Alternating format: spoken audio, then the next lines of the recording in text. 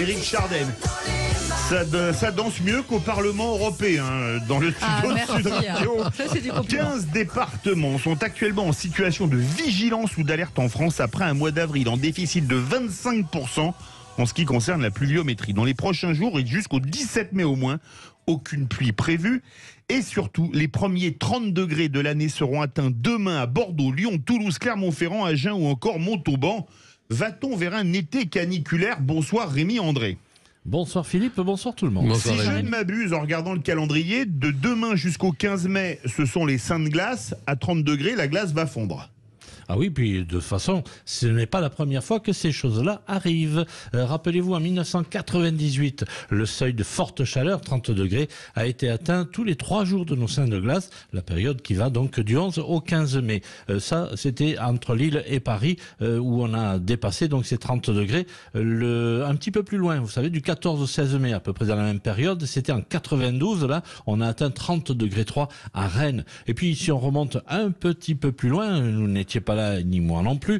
En 1912 ou en 1945, là aussi, on a atteint les 32 degrés 2 à Nantes le 16 mai 1945. Rappelez-vous que cette année 45 était vraiment une année très chaude. Et puis, il ne faut pas confondre quand on parle de ça, c'est que nous avons donc un épisode de chaleur, certes, et les 15 départements dont vous parlez, ce n'est pas une question de chaleur, c'est une question de sécheresse. On est bien d'accord, la vigilance jaune, c'est une question de pluviométrie.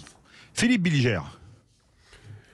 Que dire de plus? Je n'ai jamais prétendu battre en brèche les lucidités météorologiques et les perturbations annoncées de Rémi André. Pourtant, vous êtes le roi de soleil des vraies voix. Je m'en rapporte à ce qu'il a dit. Voilà. Mais écoutez, si je peux rajouter quelque chose, la question que vous me posiez, c'était en gros, est-ce que parce qu'on a de la sécheresse maintenant, est-ce que les seins de glace vont fondre? Est-ce que derrière cela, l'été va être chaud? On ne peut absolument pas le dire en termes météorologiques. Un épisode de chaleur au mois de mai, je viens de vous le rappeler, n'a jamais voulu dire qu'on avait un été très chaud. Par exemple, en 2011, c'est pas si loin que ça, le mois de mai était le plus chaud depuis 1945. L'été qui a suivi n'a pas été plus chaud que la normale. Ah, voilà. Donc, ça ne veut pas dire que quand on a un épisode de chaleur tôt dans le printemps, que l'été sera caniculaire. D'accord. Mais non, mais c'est piège parce qu'il y a des personnes qui s'emballent justement à vite louer pour les vacances en disant ça va être un été hyper chaud et puis en fait, comme vient de le dire Rémi André, voilà, c'est pas sûr du tout. Oui, on dit Noël au balcon, pas cotisons, soleil en mai, mauvais temps en juillet, ça peut arriver. C'est ça, j'ai trouvé ma rime du jour. ça peut arriver. En revanche, là où on peut s'inquiéter, c'est que vous savez, une période de sécheresse comme celle que nous vivons maintenant au printemps, à l'heure où la nature est en train d'éclore, où vous savez qu'on a une pénurie actuellement de blé à cause de ce qui se passe évidemment sur une partie de l'Europe, eh bien le blé aujourd'hui devrait gonfler, mais comme il manque d'eau, il commence à souffrir. Eh bien là, cette souffrance fait qu'on peut déjà prévoir que nous aurons une baisse dans les rendements sur notre pays. Et Caroline Pilastre qui a une super marinière au soleil qui est donc de circonstance. Exactement. Non, mais c'est vrai que moi je pense aussi plus globalement aux personnes âgées et à la canicule qu'on a vécue il y a 15 ans et qui a été terrible et qui a fait énormément de morts.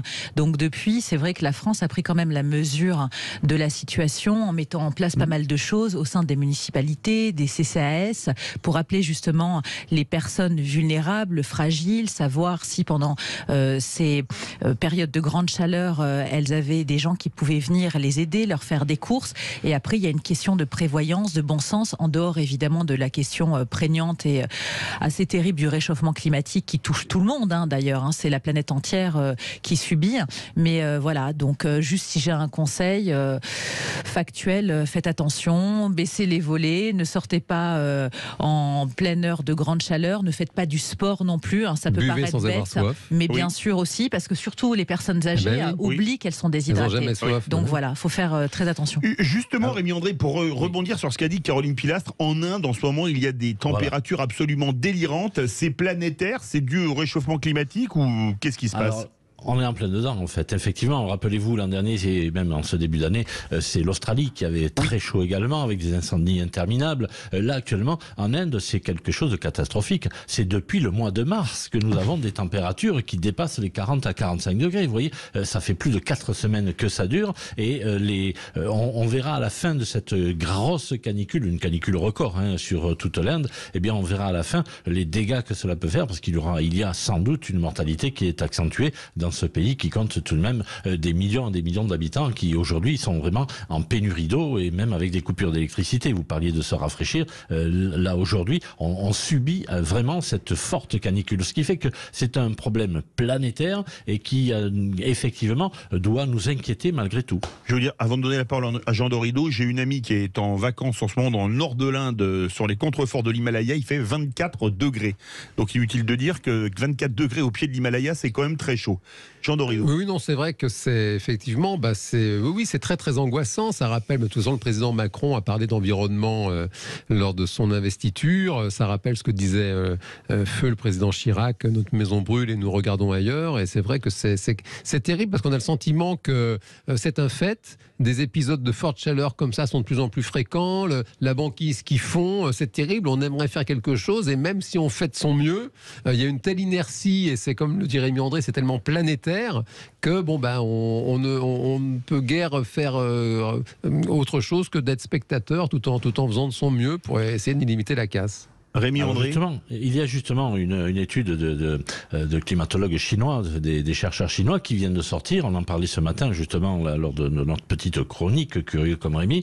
Eh bien, je fais de la publicité, excusez-moi. C'est une très bonne chronique. C'est très bon, c'est très très bon. Mais quoi qu'il en soit, nous rappelions que d'ici 2050, 80 à 85% des terres agricoles actuellement irriguées manqueront d'eau. C'est-à-dire que là, si on ne change pas notre façon de travailler la terre, notre façon d'arroser, ils ont besoin d'eau, eh bien, on risque d'avoir vraiment une grosse pénurie pour des populations qui continuent d'augmenter. Une dernière question pour une réponse courte, Rémi André. Les nappes phréatiques, avec ce déficit pluviométrique, elles en sont où en France ? Eh bien, écoutez, il y en a certaines qui justement sont à sec. Il serait temps d'ailleurs que l'automne, d'ailleurs, dans les 7 jours qui viennent, certes, on aura quelques averses ou quelques orages par-ci par-là et quelques gouttes d'eau, mais on n'a pas de grosses intempéries prévues dans les 7 à 8 jours à venir. Merci beaucoup, mon cher Rémi André. Merci à vous, c'est toujours un plaisir de vous avoir dans Les Vraies Voix. Tout de suite, notre grand débat. Comme le veulent Macron et von der Leyen, faut-il supprimer l'unanimité pour les prises de décision en Europe ? Vous êtes 94,3% à dire non. On va en débattre avec Yves Bertoncini, président du Mouvement Européen France.